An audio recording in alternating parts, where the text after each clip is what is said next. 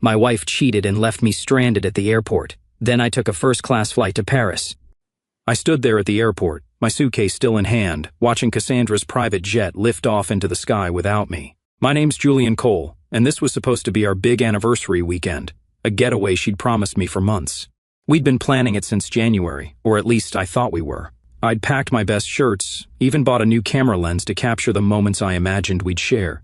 But there she was, laughing with her glossy posse of assistants and friends, all decked out in designer sunglasses and heels that clicked like they owned the world. "This is a girl's trip now," she'd said, tossing me that smirk of hers. The one that always made me feel like I was the punchline to a joke I didn't get. I could have yelled, could have made a scene right there in the terminal, but I didn't. I'm not the begging type. Her laughter echoed in my head as I turned on my heel and walked straight to the first-class desk. The lady behind the counter barely blinked when I asked for the next flight to Paris. I had the miles, the cash, and a sudden fire in my gut telling me I didn't need Cassandra's permission to live my life. Within an hour, I was buckled into a plush seat, sipping coffee as the plane taxied down the runway. I wasn't chasing her, I was leaving her behind. 10 minutes after her jet took off, I knew she'd get the email. I'd scheduled it earlier that morning, right after she ditched me. It was from our shared legal advisor, a little automated surprise I'd set up with a few clicks. The subject line read, "Preliminary Separation Agreement." I could picture her face, those perfectly arched brows shooting up, her lips parting in that silent gasp she does when she's caught off guard. She'd be 30,000 feet in the air, surrounded by her giggling crew, and suddenly pale as a ghost. Good. Let her squirm. By the time my plane touched down in Paris, my phone was already buzzing like a beehive. I didn't even check it, just let it vibrate in my pocket as I stepped into the warm, bustling chaos of Charles de Gaulle. 155 messages I'd find out later. 155 little pleas, rants, and apologies she'd typed out while I was sipping wine over the Atlantic. But right then, I didn't care. I was in Paris, and for once, it wasn't about her. It was about me. I grabbed my bag, adjusted my jacket, and walked out into the city that was about to change everything. The air smelled like fresh bread and freedom, and I wasn't looking back. Cassandra could keep her jet, her entourage, her smirks. I had a ticket to something better, and I wasn't waiting for her to sign off on it. This was my runway now, and I was taking off. I settled into my first-class seat, the hum of the plane's engines vibrating through me as we climbed higher over the Atlantic.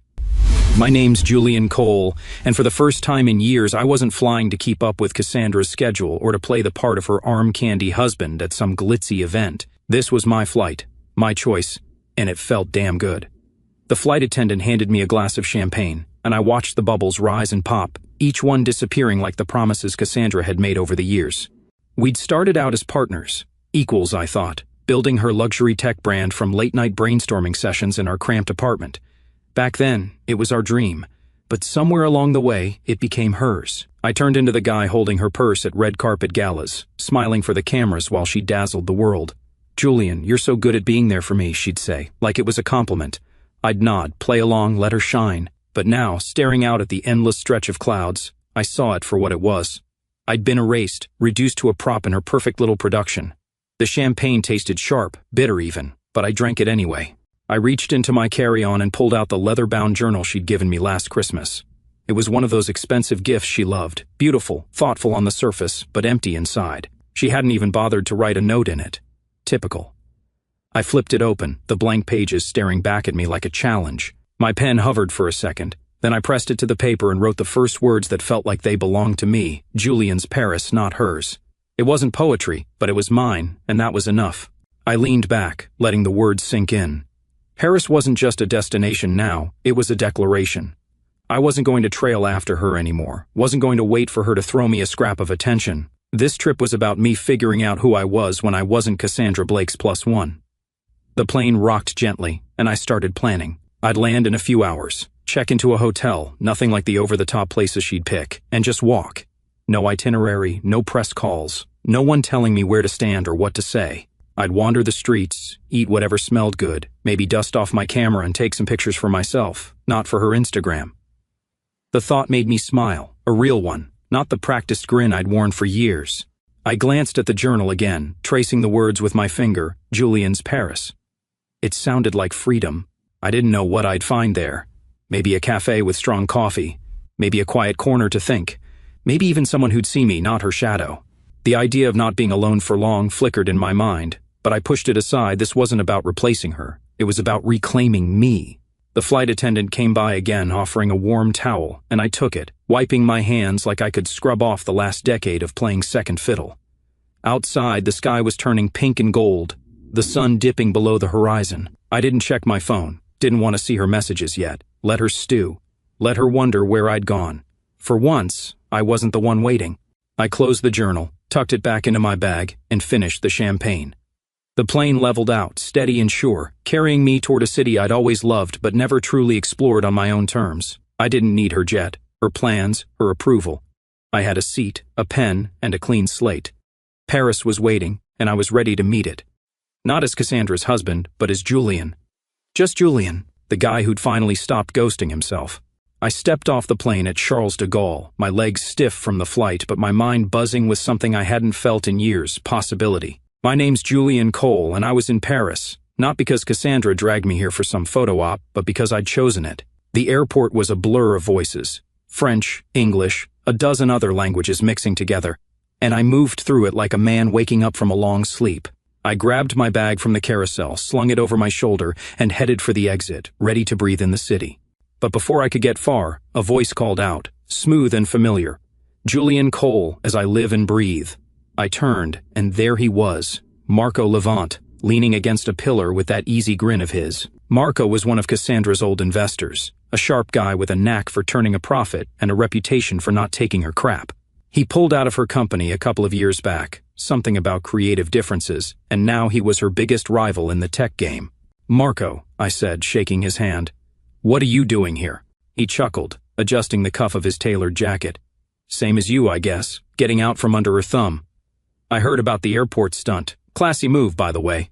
I smirked, not sure how he knew already, but Marco always had his ear to the ground. Yeah, well, I wasn't about to cry over it. He nodded, like he'd expected nothing less. Good. You're not the only one she's tried to cut out, you know. She uninvited me from her little summit this weekend. Thought I'd crash it anyway. He reached into his pocket and pulled out a cream-colored envelope, handing it to me. You should come too. She's headlining. Or was supposed to be. A shame if she didn't see some familiar faces in the crowd. I took the invitation, flipping it over in my hands. It was for a tech summit in Paris, one of those exclusive events where CEOs and big shots patted each other on the back. Cassandra had been prepping for it for weeks, rehearsing her keynote speech in our living room while I nodded along like a good husband. She doesn't know you're coming, does she? Marco asked, his eyes glinting with mischief. No, I said, feeling a grin tug at my lips. She will soon. He clapped me on the shoulder, laughing. That's the spirit. Come on, let's grab a drink. You look like you could use one. We found a bar just outside the terminal, all sleek glass and dim lighting, and ordered 2 whiskeys. The first sip burned, but it settled me, grounding me in this new reality where I wasn't just reacting to her moves, I was making my own. Marco leaned back in his chair, swirling his drink. So, what's the plan, Julian? You're here, she's up there losing her mind. Where do you go from here? I thought about it. The invitation's still in my hand. I don't know yet. I just wanted to get away, figure things out. But this, I tapped the envelope. This feels like a start. He nodded, like he got it. She's built a lot on your back, you know. Those early marketing ideas, the ones that got her brand off the ground. I remember whose brain they came from. I looked at him, surprised he'd bring it up. That was a long time ago. Doesn't mean it's not still true, he said, taking a sip. She's good at taking credit. You're good at letting her. Maybe it's time to change that. The words hit me harder than I expected. I'd spent years telling myself it didn't matter, that I was happy supporting her, being the guy behind the scenes. But sitting there with Marco, the whiskey warming my chest, I realized how much I'd let slip away. Paris wasn't just a getaway anymore, it was a chance to take something back. We finished our drinks, and Marco stood, tossing some euros on the table. See you at the summit, Julian. Don't let her off easy. He walked off, leaving me with the invitation and a head full of thoughts. I tucked it into my jacket, paid for my half, and stepped outside. The air was crisp, the city sprawling out in front of me. I didn't know what I'd do at that summit, but I knew one thing. Cassandra was about to find out I wasn't her ghost anymore. I hailed a cab, gave the driver the name of a hotel I'd found online, nothing fancy, just mine, and watched the lights of Paris flicker by. This was my shot, and I wasn't backing down. I woke up to the sound of Paris breathing outside my window. A soft hum of life that felt worlds away from the polished chaos of Cassandra's universe. My name's Julian Cole, and I checked into l'Hôtel en Bleu, a little boutique hotel tucked into the hills of Montmartre. It wasn't the kind of place she'd ever pick, no marble lobbies or concierges kissing her ring, but it was perfect for me. The room was small, with creaky wooden floors and a view of cobbled streets winding down into the city. I didn't need a penthouse to feel alive here. I pulled on a jacket, grabbed my camera and headed out, letting the morning air hit me like a reset button. The streets were narrow, lined with old stone buildings and flower boxes spilling over with color. I walked without a plan, something I hadn't done in years. With Cassandra, every trip was a mission. Schedules, meetings, photo ops. But today, I was just a guy with a camera, wandering through a city that didn't care who I was married to. I stopped at a cafe, the kind with wobbly tables and waiters who didn't rush you. The coffee was strong, the croissant flaky and warm, and I sat there watching people go by. Artists with sketch pads, old men with newspapers, kids chasing pigeons. No one asked me about her latest product launch or told me to smile for a picture. It was just me in the moment, and I felt my shoulders loosen for the first time in forever. After breakfast, I headed toward the art district, the camera slung around my neck like an old friend I'd forgotten I had. Photography used to be my thing, back before Cassandra turned it into a punchline. "It's a cute hobby, Julian," she'd say, like I was a kid playing with toys. I'd stopped bringing it up, stopped carrying the camera unless she needed a shot for her feed. But here in Paris, I lifted it to my eye and started snapping. Street corners, cracked walls, a woman selling flowers from a cart. The world looked different through the lens, sharper, like I could hold on to it instead of letting it slip through my fingers. A couple of locals noticed. An older guy with a beret and a woman with a scarf tied just so. "You're a photographer?" the guy asked, his English rough but friendly. "Just for fun," I said, lowering the camera. "Beautiful city you've got." He grinned, proud, and they started asking about the gear, the shots I like to take. Not once did they mention Cassandra or her brand. It was like I'd stepped out of her shadow and into my own skin.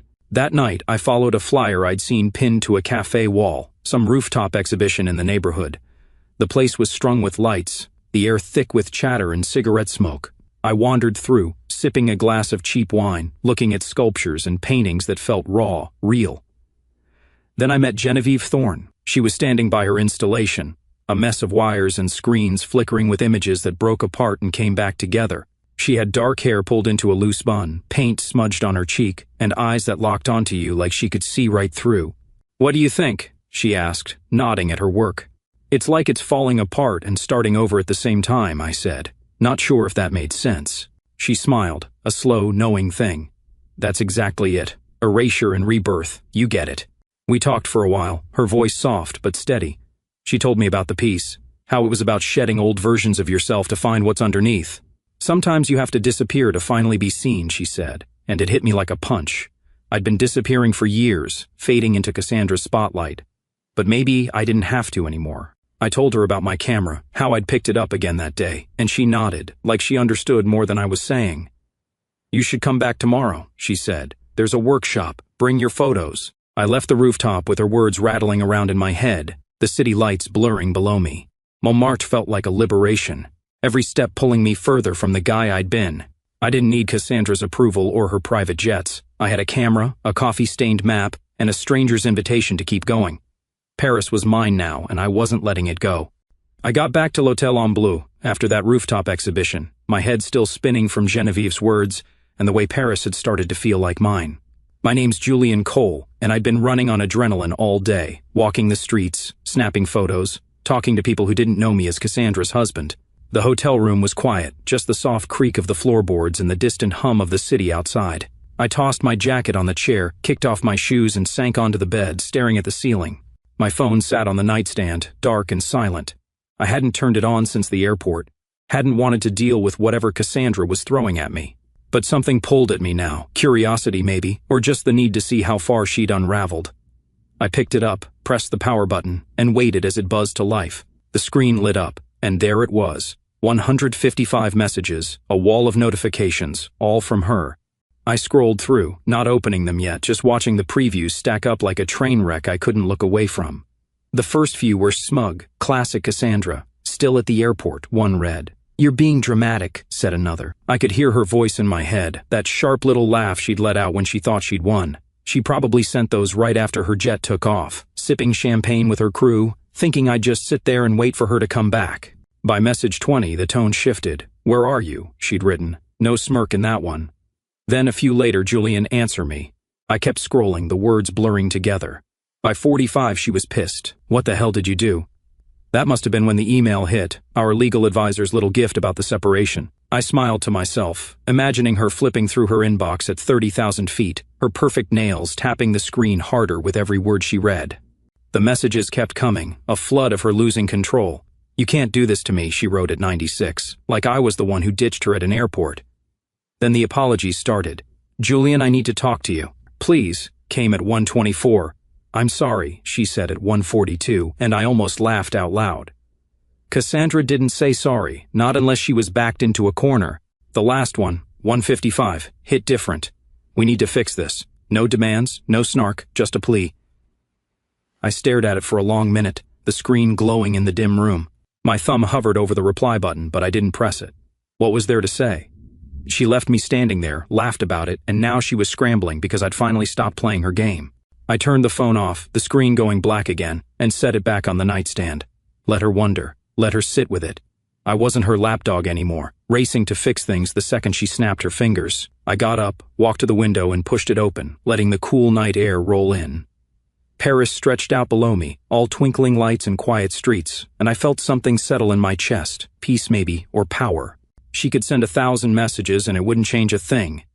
I was here, living my life, while she was up there spiraling in her private jet bubble. I grabbed my camera from the table, flipping through the shots I'd taken that day. The flower cart, the cracked wall, the old guy in the beret. They weren't perfect, but they were mine, and that felt better than any staged photo I'd ever taken for her. I thought about Genevieve's workshop tomorrow, how she talked about erasure and rebirth. Maybe that's what this was. Me wiping the slate clean, letting Cassandra's avalanche of texts bury the guy I used to be. I didn't owe her an answer, didn't owe her my time. She'd figure out soon enough that I wasn't coming back to beg. I climbed into bed, the sheets cool against my skin, and closed my eyes. The phone stayed off, the messages unread. For the first time in years, I fell asleep without her voice in my head, just the sound of Paris whispering me into tomorrow. I woke up to sunlight spilling through the curtains of my room at L'Hôtel en Bleu, the kind of soft glow that made Paris feel like a painting. My name's Julian Cole, and for once, I wasn't jolted awake by Cassandra's voice barking orders or her phone blaring with notifications. It was just me, the quiet, and a day I got to shape. I stretched, feeling the ache in my legs from yesterday's wandering, and smiled. Today was Genevieve's workshop, and I was ready to see where it took me. I grabbed a quick shower, threw on a sweater and jeans, and headed out with my camera and a few of the photos I'd printed at a shop down the street. Saint-Germain was a trek from Montmartre, but I didn't mind the walk. Every corner of this city had something to show me. The streets were alive with people, the air thick with the smell of bread and coffee. I stopped at a stall for a pain au chocolat, eating it as I went, crumbs falling onto my jacket. By the time I reached the workshop, a little studio tucked above a bookstore, I felt like I'd already lived a full morning. Genevieve was there, setting up screens and cables, her hands moving fast but sure. You made it, she said, glancing up with that half-smile of hers. Brought your soul to shred? I laughed, holding up my camera. Something like that. She waved me in and I joined a handful of others, artists mostly, with paint-stained fingers and quiet energy. The workshop is about digital self-portraits, she explained, but not the polished kind you post online. We're deconstructing ourselves, she said, her voice steady, taking who we were and breaking it down to find what's left. I nodded, not totally sure what that meant but ready to try. She handed me a tablet hooked up to a projector, showed me how to upload a photo and start pulling it apart, pixel by pixel, layer by layer. I scrolled through my shots, then stopped on one Cassandra had posted months ago. It was us at some gala, her in a glittering dress, me half-cropped out of the frame, smiling like an afterthought. She'd captioned it something about power couples, but I'd always hated how it looked like I was barely there. I uploaded it, and the image flashed onto the screen, bigger than life. Genevieve leaned over. That's a good one to start with. What do you want to do with it? I didn't even think. Get rid of her. She grinned, showing me how to drag a tool across the screen, erasing Cassandra bit by bit. Her dress dissolved, her face blurred into nothing, until all that was left was me, half a figure, awkward and incomplete. But I wasn't done. I kept going, breaking down the edges, the background, the fake smile I'd worn that night. The pixels scattered like dust and I rebuilt it, pulling my silhouette into the center, filling it out with lines and shadows from the Paris shots I'd taken. The gala faded, replaced by cobblestones and streetlights, until it was just me, standing whole. The room was quiet, everyone lost in their own work, but I felt Genevieve watching. "That's you," she said, nodding at the screen. "Not whoever you were pretending to be." I looked at it. My shape, my city, no trace of her. "Yeah," I said, my voice low. "I think it is." We spent hours there, tweaking and tearing apart, the air buzzing with this strange mix of focus and release. I didn't just stop at that one. I pulled up other photos, old ones from our life together, and shredded them too. A beach trip where she'd made me hold her bag. A dinner where I'd been stuck taking pictures of her food. Gone, all of them, turned into something new. By the end, I had a series of images, each one a piece of me I'd forgotten. Genevieve walked over as I saved the last one. "You just published your first piece of emotional honesty," she said, her eyes steady on mine. "Feels good, doesn't it?" I nodded, not trusting my voice. It did feel good. Better than good. It was like I'd clawed something back, something she'd buried under years of her spotlight. I left the studio as the sun dipped low, the tablet under my arm, and those images burned into my head. Paris glowed around me, all golden and alive, and I walked back to the hotel with a lightness I hadn't known I could feel. Cassandra's world didn't own me anymore. I was undoing it, piece by piece, and building something real in its place. I stepped out of the cab into the cool Paris evening, the lights of the summit venue glowing ahead like a beacon.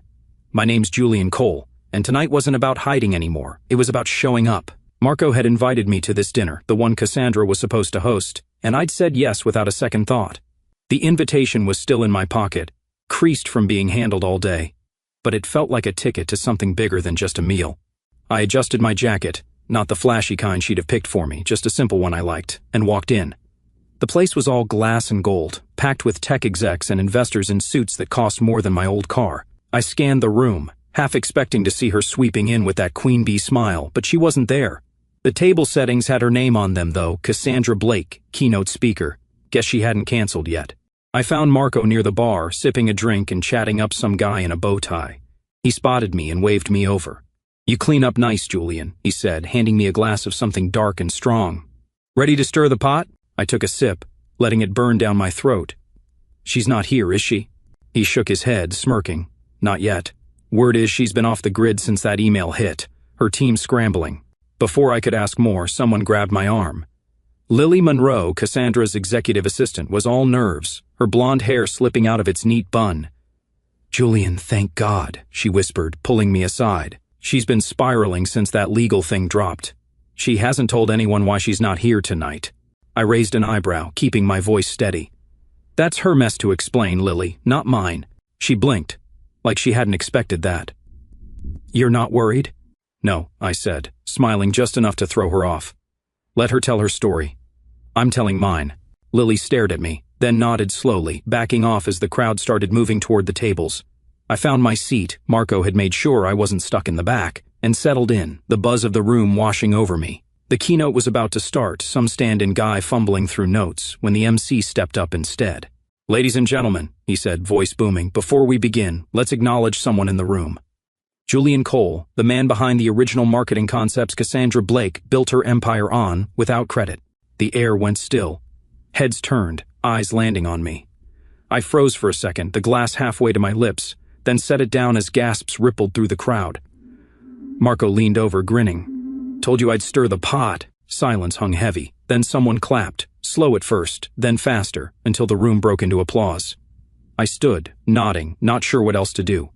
The MC kept going, talking about innovation and unsung heroes, but I barely heard it. My heart was pounding, not from nerves, but from something else. Relief, maybe, or vindication. For years, I'd let her take the credit, told myself it didn't matter as long as the company thrived. But it did matter, and now everyone knew it. The dinner rolled on, plates clinking, voices rising, but I felt like I was floating above it.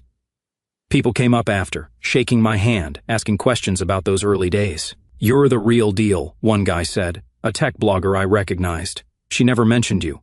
"She didn't have to," I said, keeping it light. "I was there anyway." Marco caught up with me later as the crowd thinned. "You handled that like a pro. She's going to hate this." "Good," I said, meaning it. "Let her." We stepped outside, the night air sharp against my skin. I didn't need her here to feel the weight of this moment. The applause still echoed in my head, not just for what I'd done, but for what I was doing now, standing up, stepping out. Lily's words stuck with me, though, spiraling. Part of me wondered what Cassandra was doing right then, pacing some hotel room, yelling at her phone, trying to spin this. But I didn't linger on it. This dinner, this night, it didn't need her. I'd walked in alone and walked out taller. Paris had given me that, and I wasn't giving it back. I walked along the Seine the next evening, the water reflecting the city lights like a mirror cracked with gold. My name's Julian Cole, and I was still riding the high from that summit dinner. Those gasps, that applause, the way people looked at me like I was someone worth seeing. It was a rush, but it didn't erase the quiet itch in my chest. Cassandra had texted again that morning. One line cutting through the noise of the last few days. Let's meet. No press, just us. I'd stared at it over coffee, the steam curling up from my cup, and against my better judgment, I typed back. Fine. Café Lumière, 7 p.m. Now here I was, heading to meet her, not sure what I wanted out of it but knowing it was time to face her. The cafe was small, tucked off a side street with round tables spilling onto the pavement. I got there early, ordered a glass of red wine, and sat outside, watching the river flow. She showed up 10 minutes late, typical, her heels clicking like a warning shot. She wore sunglasses, even though the sun was long gone, her face unreadable behind them. She slid into the chair across from me, setting her bag down with that careful grace she'd perfected. You embarrassed me, she said. No hello, no soft start. Her voice was tight, like she'd been holding it in too long. I took a sip of wine, letting her words hang there for a second. No, I said, setting the glass down. You exposed yourself. I just stopped covering for you. She pulled off the sunglasses, her eyes sharp and tired at the same time. That email, Julian, the summit. What are you trying to do, ruin me? I leaned back, keeping my voice even. I'm not trying to do anything to you. I'm done playing your game, that's all. You left me at the airport, laughed about it. Did you think I'd just take it? She flinched, just a flicker, but I caught it. It was a mistake, she said, softer now. I got caught up with the girls, the trip. It wasn't supposed to be like that. But it was, I said. And it's been like that for years, me waiting, you deciding. I'm not your prop anymore, Cassandra. She stared at me, her fingers tapping the table, that nervous habit she hated admitting she had. So what, you're just walking away? After everything we built? You built it, I said, and it felt good to say it out loud. I helped, sure, gave you ideas, held you up. But you took the credit, the control, and left me in the background. I'm not asking for a medal. I'm just done pretending it's enough. Her jaw tightened, but she didn't argue. Maybe she couldn't. Let's talk settlements then, she said, switching gears like she always did when she lost ground. We can figure this out, keep it clean. I reached into my pocket, pulled out a card, Catherine, my lawyer, and slid it across the table. Everything goes through her now. We're done here. She looked at the card, then back at me, her mouth opening like she wanted to fight. But I was already standing. Julian, wait, she started, but I didn't. I left her sitting there, the wine untouched, the card glaring up at her. The power shift was complete, and it hit me as I walked away, slow at first, then all at once. I didn't owe her that conversation, didn't owe her my time or my explanations. She'd had years of me bending, adjusting, making it work, not anymore. I crossed the street, the Seine stretching out beside me, and felt the weight lift. This wasn't her choice anymore, it was mine, and I'd made it. I kept walking, the city folding around me like a friend. Paris had given me a voice, a spine, and I wasn't handing them back. She could sit there all night plotting her next move, but it wouldn't change a thing. I was free, not just from her, but from the version of me I'd let her shape. The river flowed on, steady and sure, and I matched its pace, my steps lighter than they'd been in years. I woke up the next morning with the sun sneaking through the blinds of my room at l'Hôtel en Bleu, a quiet energy buzzing in my chest. My name's Julian Cole, and after last night, leaving Cassandra at that cafe table, her voice fading behind me, I felt like I'd finally cut the last thread tying me to her world. I didn't check my phone, didn't care if she texted again. Today wasn't about her, it was about me, and I had an idea brewing. I grabbed a coffee from the hotel's little kitchen, the bitter taste waking me up as I sat by the window, watching Montmartre stretch awake. The streets below were already moving. Vendors setting up, people shuffling to work. And I thought about those photos I'd taken, the ones I'd reworked with Genevieve. They weren't just pictures anymore. They were pieces of me, raw and real. What if I showed them? Not to Cassandra, not to prove a point, but for myself. I pulled out my notebook, scribbling down thoughts, gallery, exhibit, Paris. By the time I finished my coffee, I had a plan. I called Genevieve, catching her just as she was heading out. Hey, it's Julian, I said, pacing the room. You know anything about renting gallery space? She laughed, that easy sound that made everything feel possible. You're serious? Yeah. I know a spot near Le Marais, small, but it's got character. What are you thinking, an exhibit? I said the words, solidifying as I spoke. Those portraits I did at the workshop, plus the street shots from this week. I want to put them up. She didn't hesitate. I'm in. Meet me there in an hour. I hung up, grabbed my camera and the printed photos, and headed out. Le Marais was a maze of narrow streets and old buildings, alive with galleries and cafes. The space Genevieve found was perfect. White walls, worn wooden floors, a big window letting in light. The owner, a gruff guy named Pierre, agreed to a short rental, muttering about crazy artists but handing me the keys. Genevieve showed up with a toolbox and a grin, and we got to work.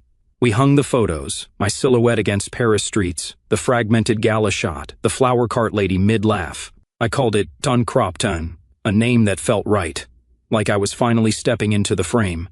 We worked all day, adjusting frames, tweaking the layout, until it looked like something real. By the next afternoon, we opened it up. Nothing fancy, just a sign out front and word of mouth. People trickled in, locals mostly, then some tourists, their voices bouncing off the walls as they looked at my work. I stood back, watching them linger, point, talk. A woman in a red coat bought the flower cart shot, saying it reminded her of her grandmother. A guy with a beard asked about the tech behind the digital pieces. It wasn't a mob, but it was enough. 2 days later, every print was sold. I couldn't stop smiling. Marco dropped by that second night, his suit sharp as ever. "Congratulations," he said, handing me a beer from a nearby bar. "You're a hit. By the way, she's been trying to buy back your shares in the company." I told her too late. I laughed, clinking my bottle against his. "She can keep scrambling. I'm good here." He nodded, looking around. "This is you, Julian, not her shadow. You should see her face when she hears about this." I didn't need to. I could picture it, those perfect brows furrowing, her lips pressing tight. But it didn't matter anymore. The gallery was mine, the photos were mine, and the people who'd bought them saw me, not her. Genevieve joined us, her paint-splattered jeans a contrast to Marco's polish. "You did it," she said, nudging me. "Told you there was something honest in there." "Couldn't have without you," I said, meaning it. She shrugged, but her eyes said she got it. We stood there, the three of us, as the last visitors left, the space quiet again.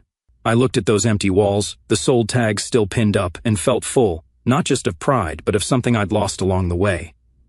This was my passport to the real me, stamped and signed in Paris. I didn't need Cassandra's approval or her empire. I had this, and it was enough. I woke up on my last day in Paris with the kind of quiet that sneaks in after a storm, soft, steady, and mine.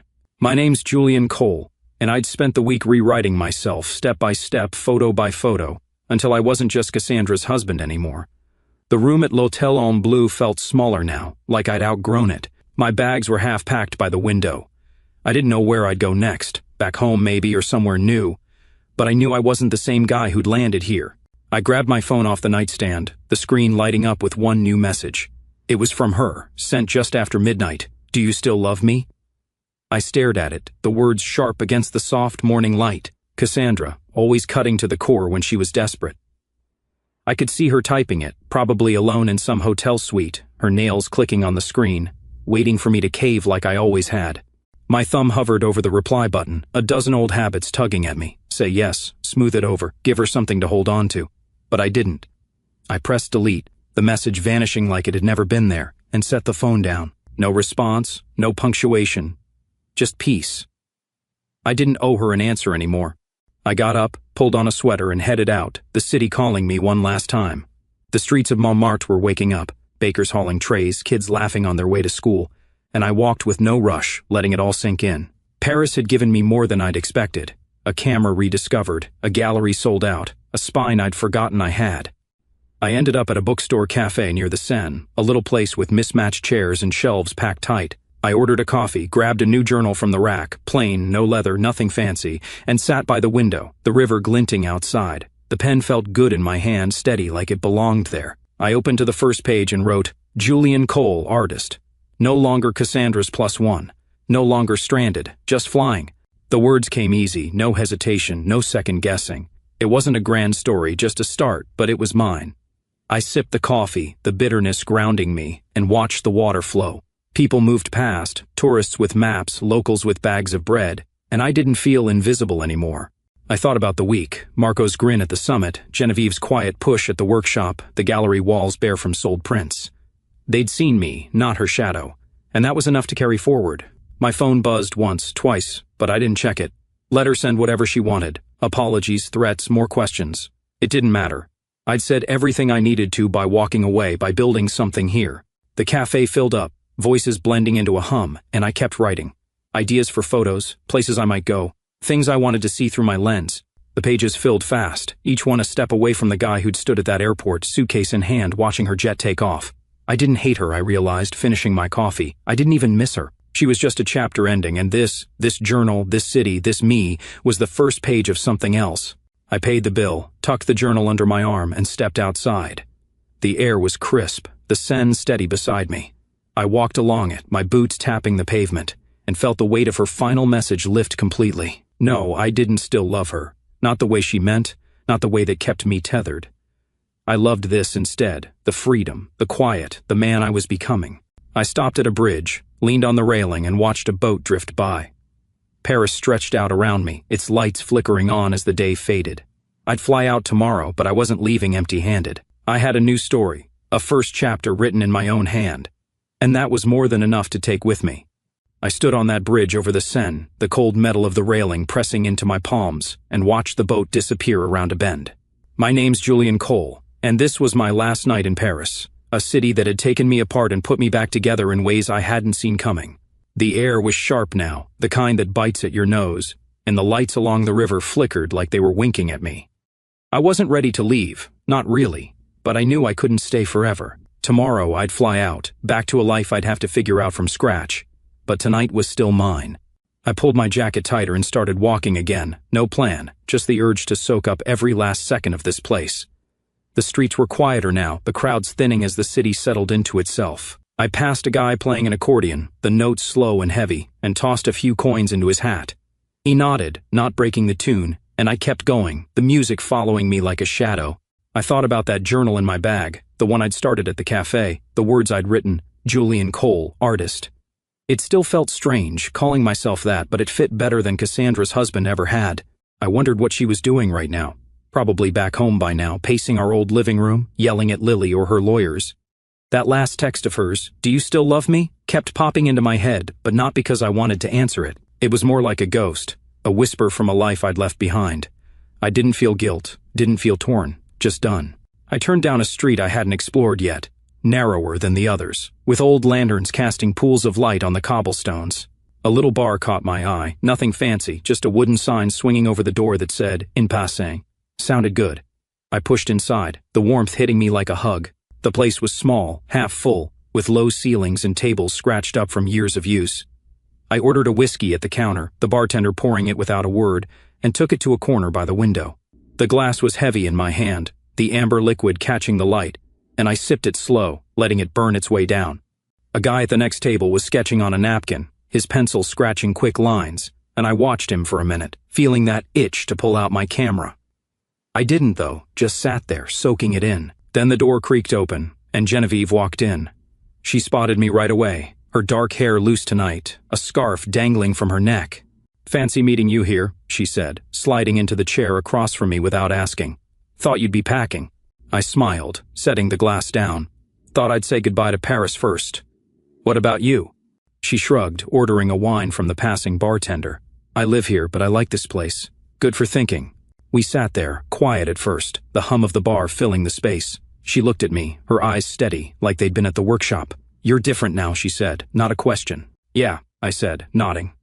"I feel it too." She sipped her wine, then leaned forward. "That exhibit, gone cropped. It wasn't just photos, was it? It was you figuring out who you are." I thought about that, the way those images had pulled me out of Cassandra's frame. "Guess so. Took a while to see it." She smiled, small but real.